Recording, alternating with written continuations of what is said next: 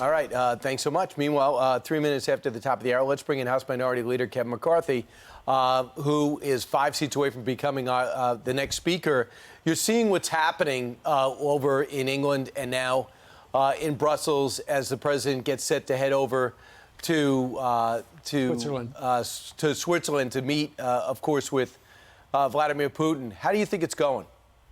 Well, I remember past presidents who believed politics end at the water's edge. Right, exactly. But apparently, President Biden doesn't believe that. He complained about Republicans, but he complimented Putin. I think he kind of has this backwards. Says you're a dying party. We're a dying party that has the closest majority in more than 100 years. It's a 50-50 Senate. I'm not quite sure what Mr. Biden is expecting. He's got a party back here in the Democrats fighting among themselves, where Omar is anti-Semitic and anti-American, and his own Speaker of the House will not rebuke that. So I believe what he's saying is backwards. The Republicans have never been more united. And remember what he said at the inaugural. He was going to be the president for everyone. That meant Republicans, too. So I'm rather shocked by his comments. And to have it on foreign soil. What do you make of, we just heard Benjamin reporting on this. We were talking about it earlier, that he is being prepped for that interview, for this meeting with Putin by Republicans and people that were involved with Trump. Well, I'm concerned about what he's going to do here with Putin, because think about this. America is worse off because of Biden's weakness. We're actually a country in crisis. The families are concerned about crime, about cost, about competitiveness. If you're sitting here drinking coffee today, you're paying more. If you're eating the cereal, the milk costs more. If you're going to get in your car and drive to work, your gas costs more. Inflation we haven't seen in any time before. Crime is rising in every step of the way. A border that's not controlled with a vice president who will not go down there. Fentanyl has increased by 300%. And now we have a president that stopped America from being energy independent in the XL pipeline, but rewarded Putin with Nord Stream 2 to give him greater control over Europe. Yep. We are currently in a crisis based upon Biden's weakness. Had he literally done nothing when he went into office, America would be stronger today. You know, what's interesting, Leader McCarthy, is you mentioned that, the longstanding tradition is when you're overseas, politics, domestic politics ends at the water's edge. And so Joe Biden blasted the Republicans and he blasted former President Trump. And the mainstream media didn't call him out on it. You know, I know last year before when Trump did it, Politico, NBC, New York Times all blasted Trump for doing it because Trump actually, said some things about Biden. And then Biden blasted Trump when he was a candidate.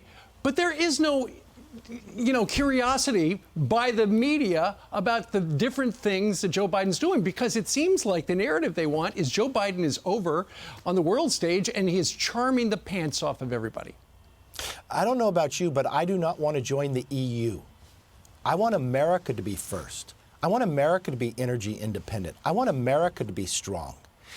I don't care about charming Europe and think you're one of them. My concern is that Biden is making our adversaries stronger. Russia is stronger today under a Biden administration than he was under the past administration. China is stronger today. When President Trump administration wanted to find out where this COVID started in the Wuhan labs, we were criticized. We were kicked off Facebook. Only now do they want to start looking at it, but how hard have they looked at it? Have they had one hearing in the House of Representatives?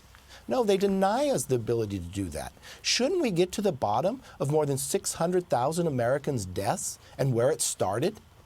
Are we going to trust China with more lies? Or the World Health Organization, which the Biden administration on their first days of entering provided them millions of dollars, but it did not hold them accountable for lying to the world and actually killing people. All right, so let's look at what's happening. There's now a push for a second investigation, but the WHO is doing it. The WHO is not empowered, nor are they motivated, nor do they have the access to the Wuhan lab to go back again. They weren't even able to do it the first time. We had documents that just disappeared in September, and then we got this virus that could have infected 3 workers there in November. We have no way to get in there. What would satisfy you, Leader McCarthy, Well, knowing that the WHO won't? Definitely not using the World Health Organization to investigate. Why don't you just ask China to investigate it as well? I'm going to lay out a plan to hold China accountable next week. It'll have a series of items that we need to do to get to the bottom of this, but also hold China accountable for what they have done and the deaths that they have caused around the world.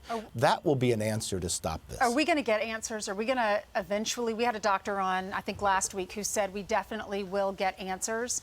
And I think Mike Pompeo even said that to us as well. Do you think we will? And if we find out it was a lab leak, what are we going to do to hold China accountable? Well, I'm looking at many options, and that's the plan I'll lay out next week. But there should be an opportunity here that families should be compensated for the deaths because of what China has caused, or what the World Health Organization has lied to the rest of the world.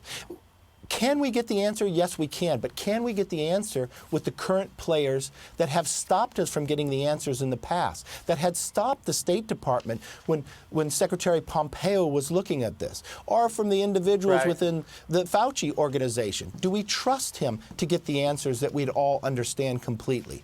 That is a jeopardy. That's why my plan will allow us to get the answers, but not using the current people who have denied us in the past. You mentioned Ilhan Omar a moment ago. Yesterday, one of your members, Michael Waltz of Florida, referred to that part of the squad as the Hamas squad because in the past she has equated the United States and Israel with Hamas and other terrorists. Nancy Pelosi says that's a terrible thing to do. She said, quote, "It's not constructive. In fact, it's dangerous for them to speak that way," mentioning Hamas squad. "It's dangerous to the target of their comments, but they don't appreciate that. They don't care about that." She's your counterpart across the aisle. What do you have to say to her about that? I think Nancy Pelosi should remove Omar from the Foreign Affairs Committee. This is an individual that has not once, but on numerous occasions, been anti-Semitic. Her own entire Congress had to rebuke her in the last one. But she's just not anti-Semitic, she's anti-American now. She's equating America to Taliban, to Hamas. She's discrediting our greatest ally in the Middle East, Israel, the only democracy. But the Democratic Party and the leader of that party, the Speaker, said on her Sunday show that she did not rebuke her. She thanked her.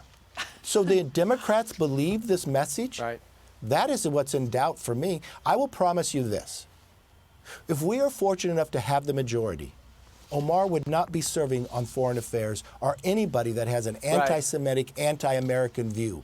That is not productive and that is not right. Congressman, famously, this infrastructure bill, this bipartisan bicameral compromise, it's about $1 trillion. It repurposes some past coronavirus money that hasn't been spent. It does not raise taxes. And the Biden administration has not nixed it yet. Joe Manchin's involved with it.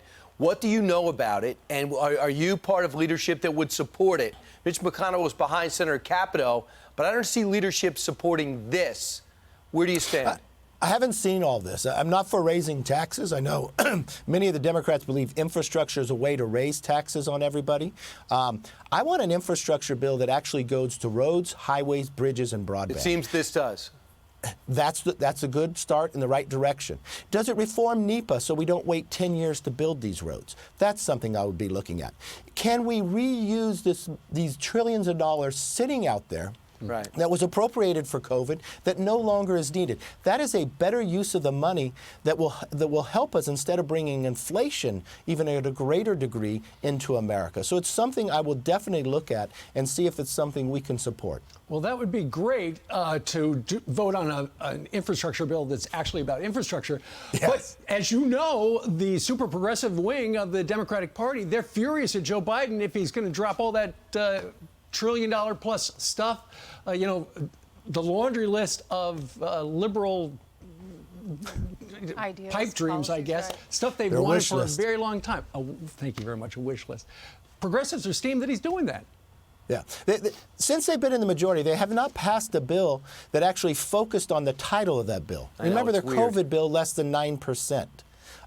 Their rescue plan has now harmed America. We have now paying people not to work. We have a crisis across this country. I brought this up to the president when I was in the Oval Office just a couple weeks ago.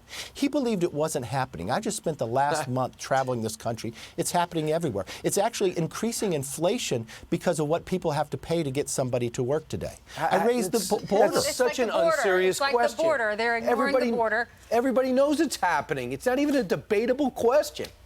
Well, if you want to think even more intrusive, is I asked him about the border as the Vice President Kamala Harris was sitting next to him. You know what he told me? That he inherited a crisis at the border and that he's corrected it. This is the worst the border has ever been. How would he know? Fentanyl has increased by 300. How would he know, or how would the Vice President know?